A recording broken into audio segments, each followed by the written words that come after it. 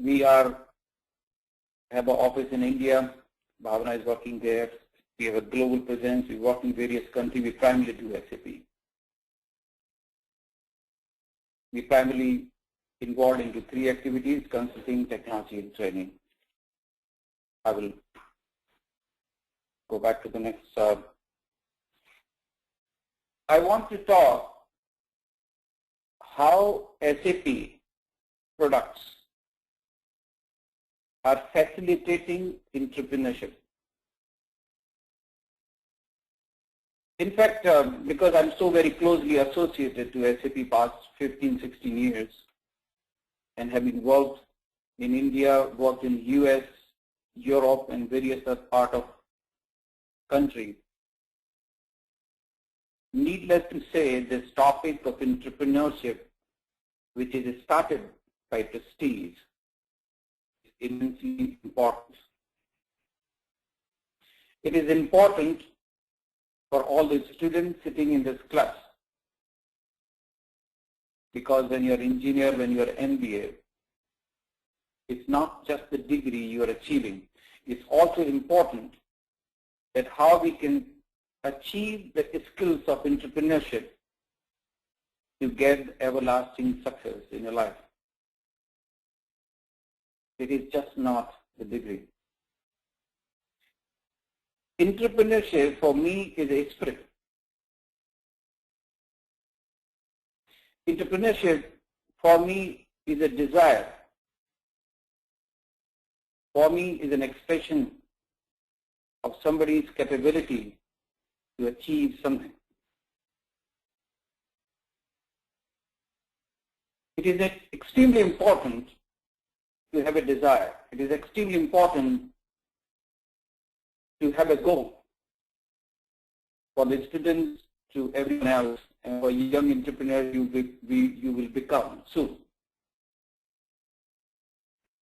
But sometimes, and probably most of the time, your aspirations, your desire, your vision, your expectations of entrepreneurship has to be enabled by the tool, has to be enabled by something. You cannot run without legs. You cannot win a marathon without having a proper infrastructure. You cannot play a game of cricket without having a ball and bat.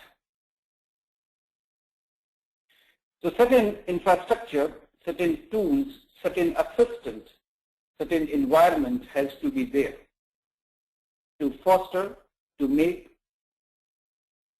entrepreneurship successful. Specifically country like ours, my country, India, which has a genuine, and I talk to a lot of people myself, how much entrepreneurship aspirations most of the young people have.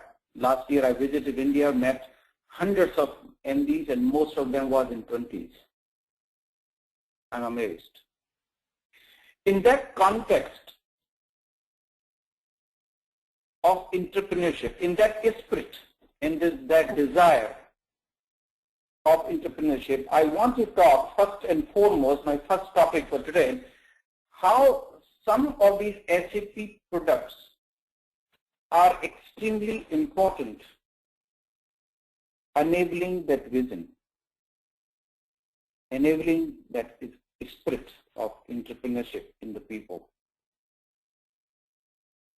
You cannot walk unless you have a support. Just to give you, most of you probably be aware, just let me introduce SAP. Some of you probably not aware. What is SAP? First of all, it's pronounced as SAP. And SAP stands for Systems Applications Products for Data Processing. It's a German company, established in 1972. So it's a fairly old company. So if you look from IT perspective, almost 42 years old company. So it's a fairly old company from IT perspective. A lot of numbers you will see here. Like that many thousand customers and that many installations, that many users and all that. It's very difficult to understand and put in a context that what does this number basically mean. What does it mean when I say it is being used by 20 million users? And this is an old number, by the way. That basically means, and it's very important for all you students,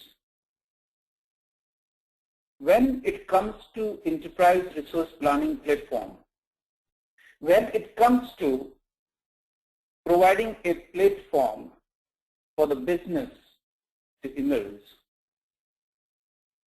60% of world's economy of businesses runs on SAP.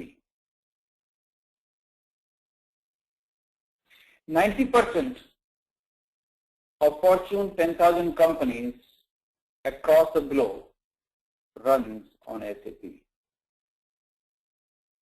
If you talk about India, some of the name Ranjana was mentioning when introducing me, companies like Indian Oil, Bharat Petroleum, Samsung, LG, almost entire Tata Group, almost entire Mahindra Group, Davar, Renbaxi, any other major enterprise which comes to your mind, almost all major enterprises which comes to your mind, almost all of them use SAP.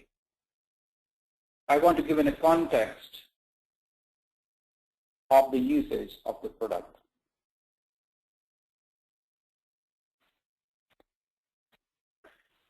Now, this is important to me though.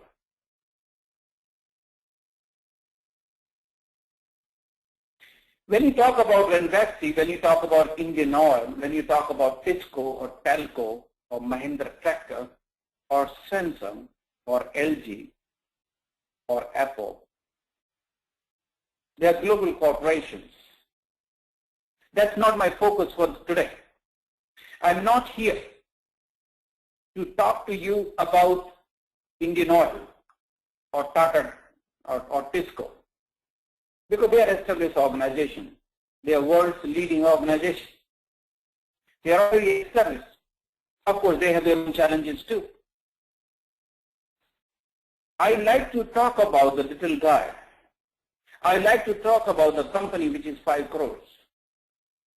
I like to talk about the company which is just started in some rented place. I would like to talk about the company who is struggling to get his order. Every year in India, in US, in Europe, in South America, and various other countries in Africa, I travel to a lot of such small companies. As I mentioned to you, entrepreneurship is personal to me. Because for our society, for our industry, this desire, this spirit of entrepreneurship is immensely important. And a lot of these people, when they come to the business, when I started my first business, we have a challenge. I still face challenge myself. And I talk to hundreds of CEOs and MDs and a lot of these kids in their 20s and 30s. Some of these challenges are how to increase their customer base. They don't have a customer. They have a very good idea. They have excellent perspective how to get in a customer, how to improve customer service, how to grow their income, how to succeed in a very competitive environment, how to take quick change risk, because environment changes. And remember, a small entrepreneur is like in a small plant. You have a big tree. It will survive the weather. All these large companies, Tisco, Telco, Renbaxi, they are large trees. If the rain comes and snowstorm comes and something comes, they will sustain. But I'm talking about a tree which is only 15 days old. How he will survive the weather. how he will succeed. That is my personal, how they control the cost. I was talking to one MD in India, visiting a few months back in Jaipur, and he said, well, I don't know what will happen to my business. One thing I know, my cost always goes up. These are some of the major roadblocks in the path of entrepreneurship for most people. Entrepreneurship is amazing, is rewarding, but it's also challenging. I talked to a lot of, as I was mentioning, entrepreneurship journey is not without roadblocks. It's not a cakewalk. It's not walking into the jungle. It's a walking in a very tough road, but it's rewarding. But it's fulfilling.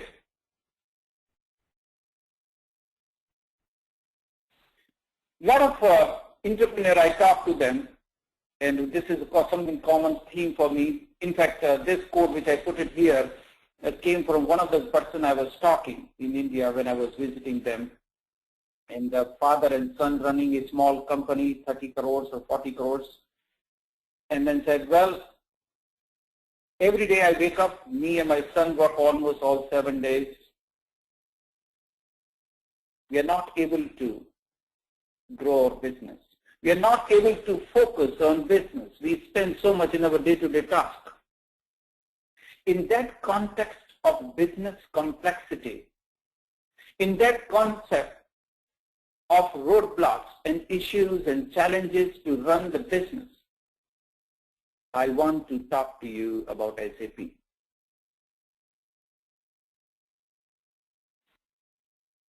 When you talk about enterprise, any enterprise, whether it is a Fortune 1000 company or you talk about a small company, I have been a privilege to work with many world's leading organizations. And I studied them. I studied them as SAP implementer.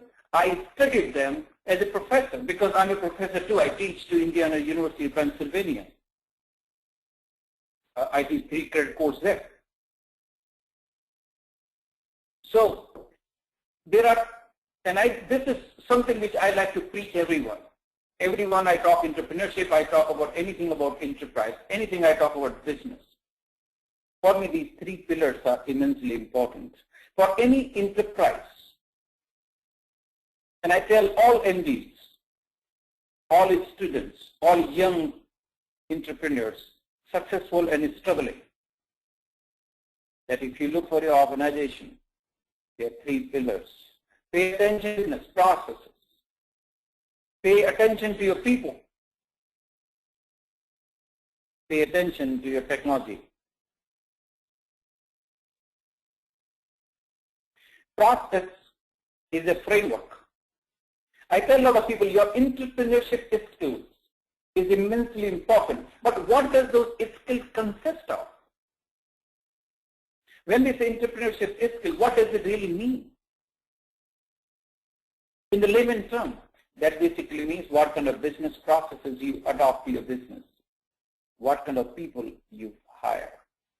Let me tell you, I cannot emphasize the importance of the people for the business, organization, and entrepreneurship success.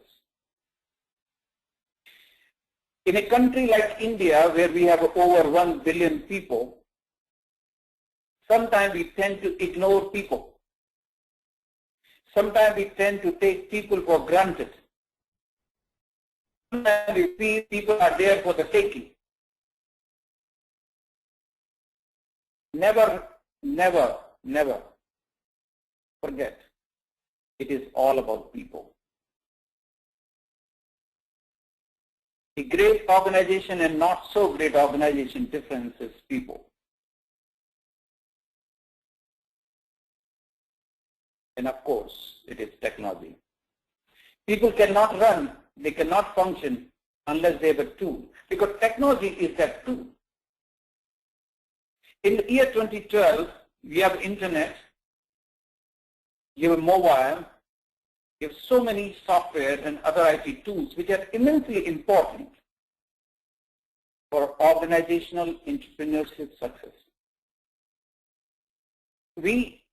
I talk to a lot of CEOs and presidents. I still feel that how much less emphasis most of the entrepreneurs have when it comes to adoption of technology. For them, technology is an expense. For them, technology is a waste of resources. For them, technology is something they want to do tomorrow, not today. That's a mistake. That's a serious mistake. One of the reasons the Western civilization moved ahead of Eastern because Western was always very quick to technology adoption. We do adopt too, but we delay.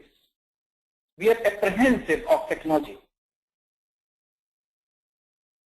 A lot of people do ask me, India being such a great country, such the oldest civilization on the human history, how we struggle. Why did it struggle? Why Europe and other parts moved ahead? Why Japan is ahead? One of the primary reasons is the last 300 years of our civilization, we did not adopt to technology. That is steam engine. We started in the Manchester in United Kingdom.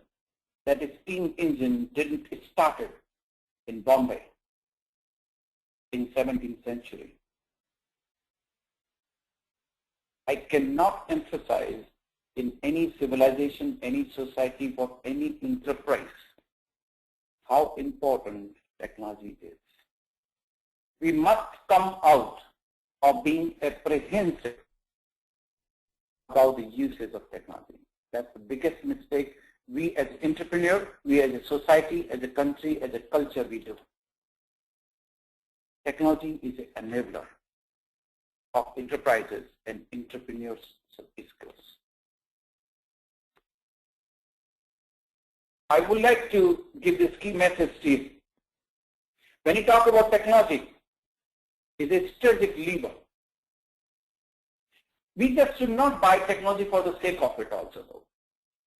It is immensely important to be realistic. It is immensely important to understand what fits, what is needed. But we must find the right tool. But not using the right tool, not using the right technology is a strategic mistake.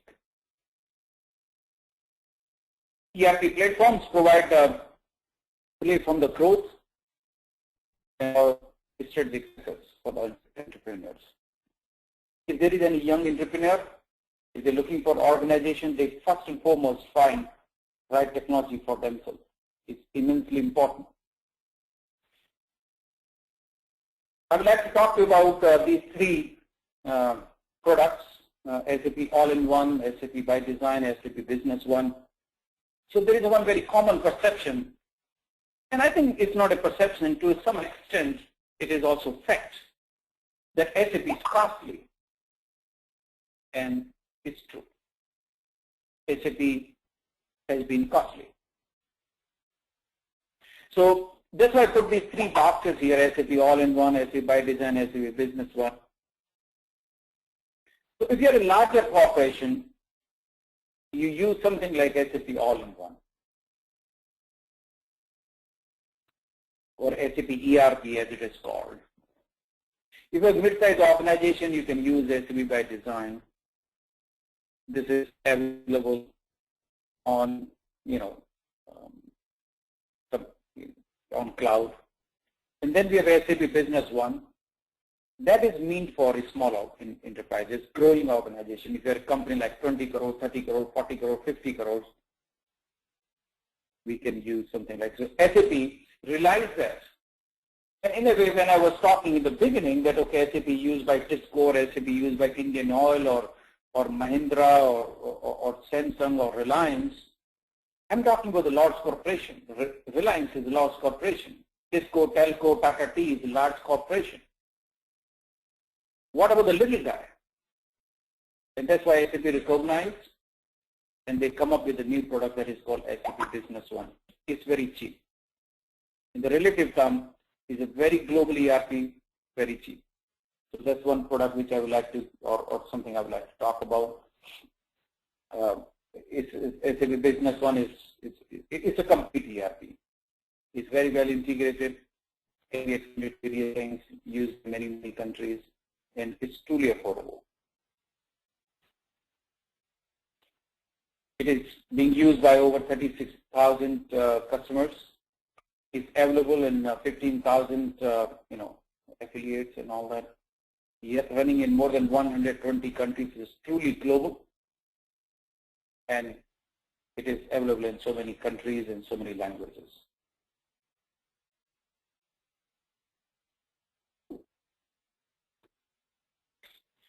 This is one first part of my discussion. I'm going to the second part of my discussion. What kind of initiatives SAP is taking to enable entrepreneurship? This is SAP's direct initiatives. This is available. This information is available online. Is available on various magazines and all that. What SAP is doing to facilitate, enable. In fact, they are working with the NEN, which is this session. This premier or Prestige is doing this session with the National Entrepreneurship Network. In fact, SAP themselves working with many organizations across the globe. They have working with a company called Endeavor Global, Endeavor Brazil. In India, they work with the NEN, which is, this is, your session is also part of National Entrepreneurship Network. So SAP works with the National Entrepreneurship and they have partnered with them to basically accelerate entrepreneurship, accelerate skills, and provide the capabilities, financial funding also. And their initial focus has been on Brazil and India. Brazil and India are two emerging markets where we have large, smaller enterprise, and that's where SAP is focusing a lot in these two countries, Brazil and India. In Brazil, they work with this company called Endeavor Global, and in India, they work with National Entrepreneurship Network. I would like to give an example of Bill McDermott. Bill is the CEO of SAP. I had a privilege of working with him. Bill, in a way, is kind of my role model, my personal role model. He's a CEO, and this is his word. Today's entrepreneurs are the bedrock of tomorrow's economy. I'm going to, in fact, discuss life history of Bill McDermott also. For me, that is very inspiring. I hope you will find it too. And he himself, and he said, we believe in the power of the small. He recognized that we must drive innovation. We must drive emerging entrepreneurs. That will facilitate economic growth. That will facilitate job creation. SAP is making very long-term commitment for the talent, for technology, and also by capital.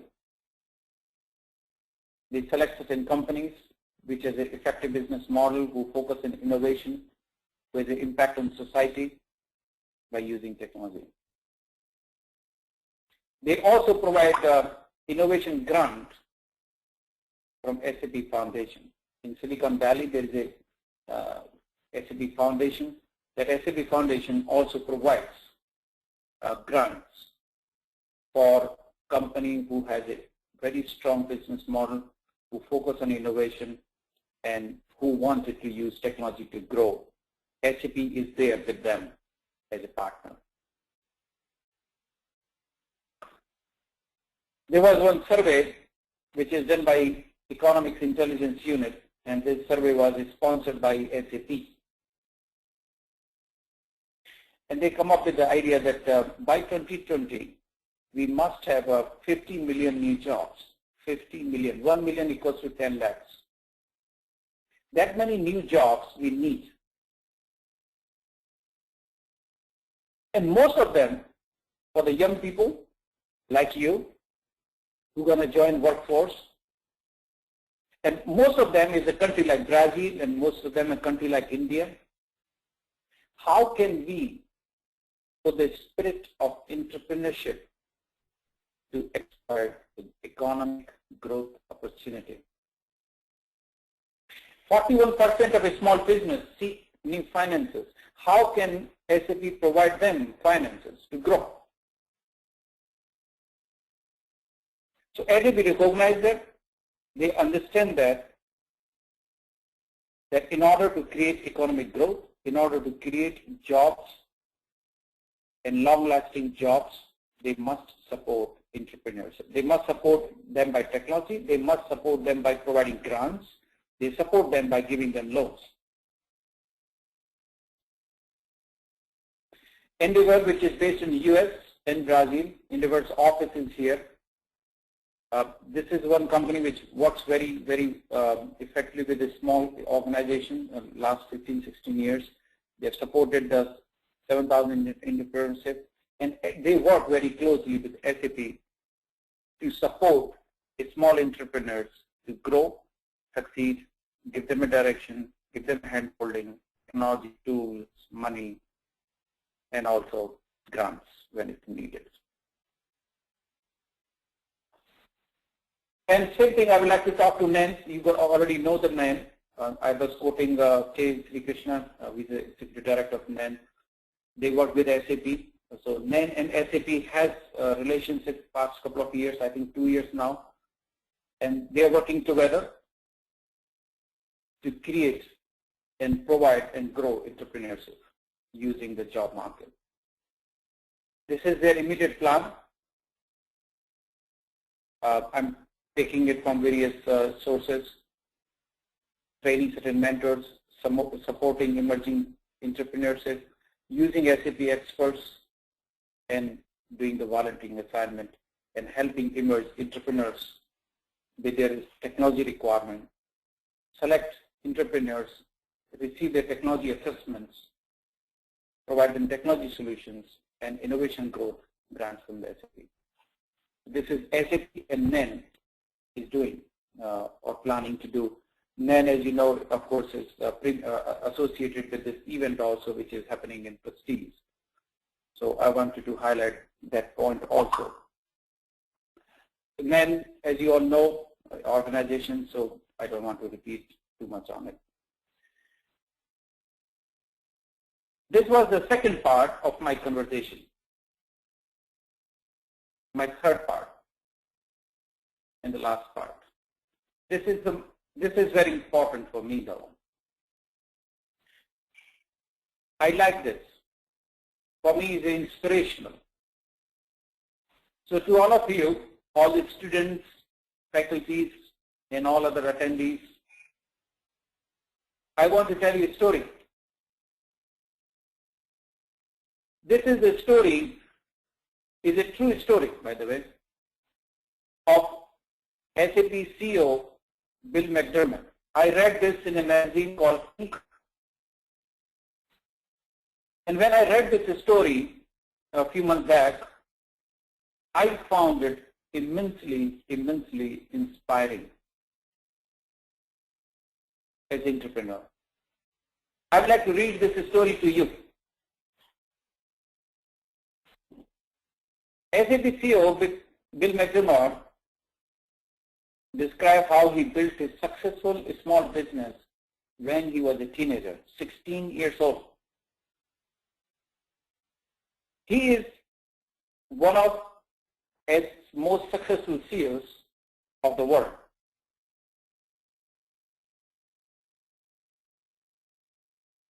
His first business experience was a small-scale entrepreneur. Now, he's the CEO of SAP, somebody I worked very closely, met many times, phenomenal person. What he did in his first business, I've always been a hustler. By the time I was 16, I was stocking shelves in supermarket. He's working at the age of 16 in a supermarket. Working as a busboy at a local Italian restaurant. Doing odd jobs for the city while I'm still attending my school. He's doing both. He's not bunking his school. You could say I was a pretty busy guy. One day, I saw a help wanted sign on the window of a small deli. Deli means in a small grocery store. Stall, general store, as we call it in India. Last thing I needed was another job, but I went inside and owner hired me on the spot. Means he saw the opportunity. I like working in the deli because there was a lot of customer interaction. Because we had anywhere between 3,000 to 4,100 customers a day. I knew their names.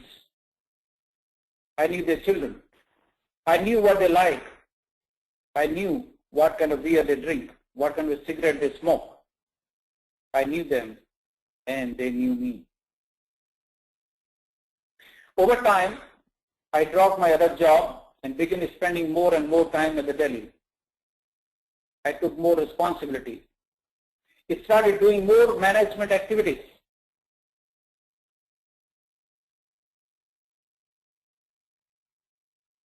Then one day, owner sold that deli to a guy who knew nothing about daily business. Owner tried to resell the business for a profit, but could not come up with a buyer. The new guy couldn't run it. Finally, he reduced the prices. And Bill made a offer to buy the deli for $7,000. He purchased the deli where he started working at the age of 16 and 17. Only hit was that I had to borrow the money from the seller. If I did not pay up the loan in a year, seller would get the store back. He did not have a $7,000. He still purchased the deli.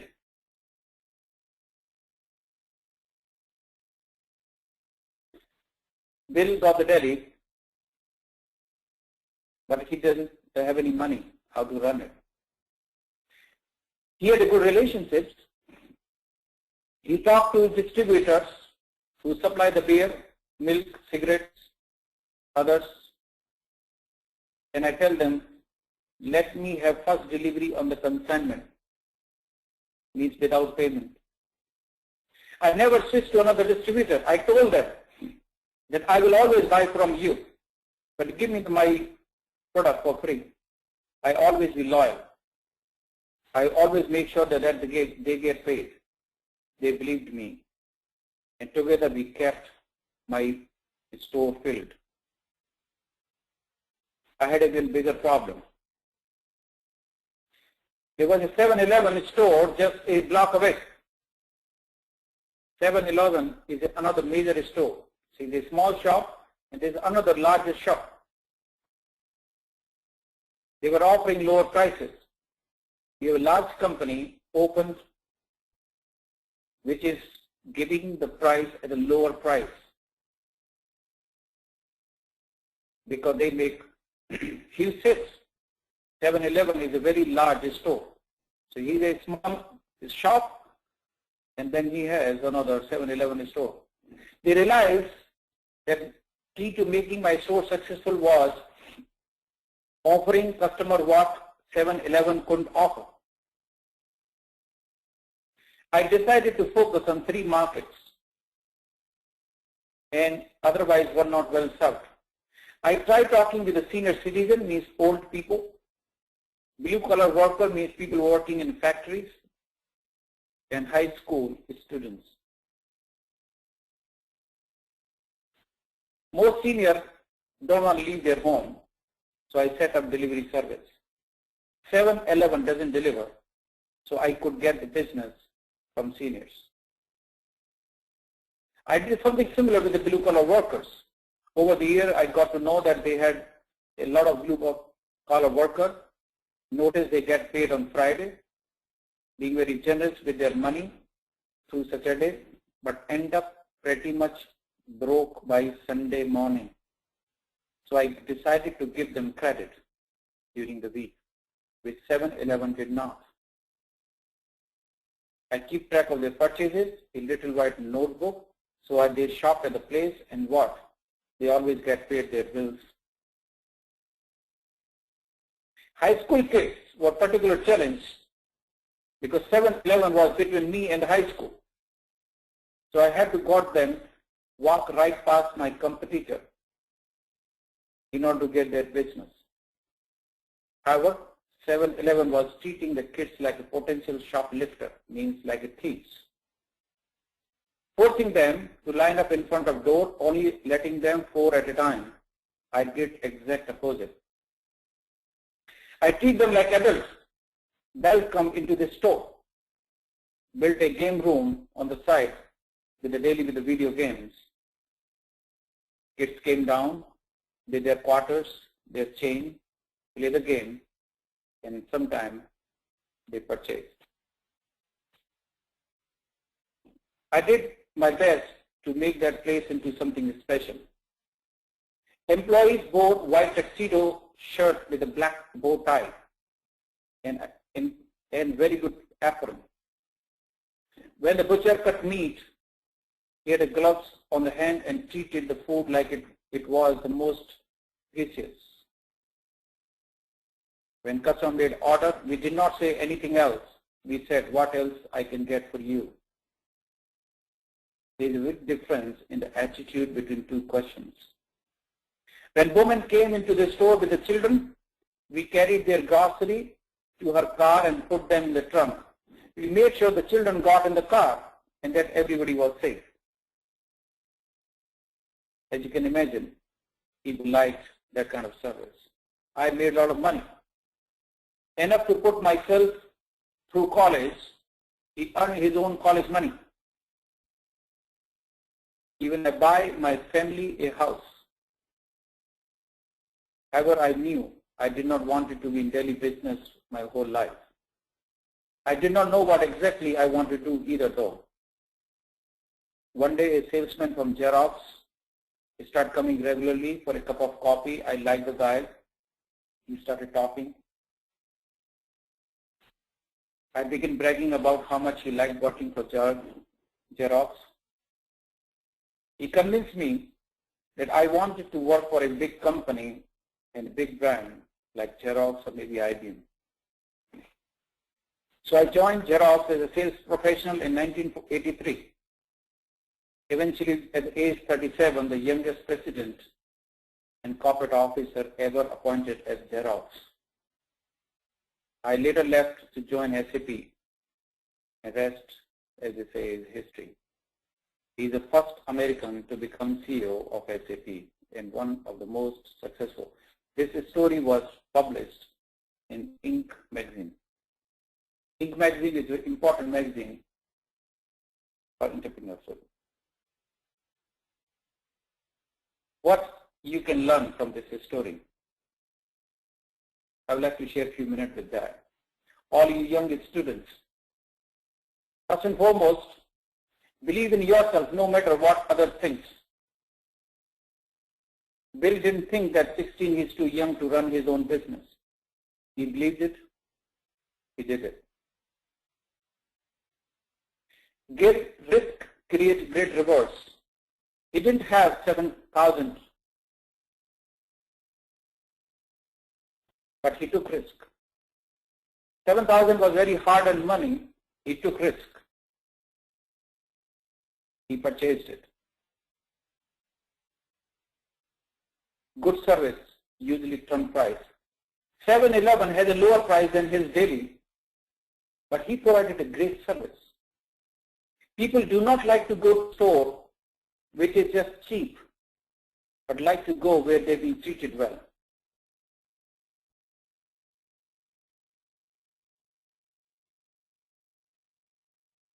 Build your skill niche by niche. He identified demography. He identified old people. He identified women. He identified children and how he can address them. Blue-collar workers look different to be different. He made sure that his staff is properly, professionally dressed. And then message matters. What else I can do for you means something different than anything else. This phrase connects you. This phrase express your desire. This phrase express your entrepreneurship.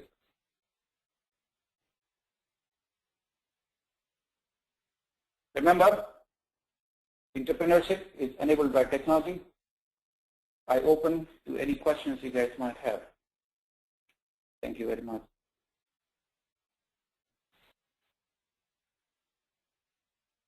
This is the last slide. Okay, the session is open for questions. If you have any questions with the speaker, then give your questions and he'll answer your questions. Anyone wants to ask a question?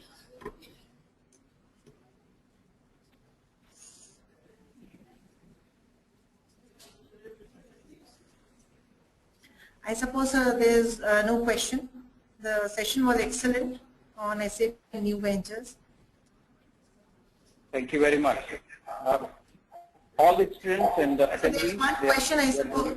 There's a, hold on a minute, sir. There's a question. Let me ask the question from the student.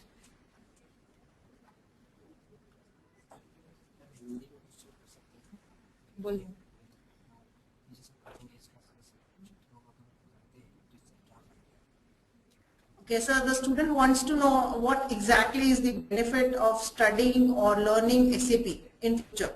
As a student, why he should learn SAP? SAP is one of the leading technologies in the world.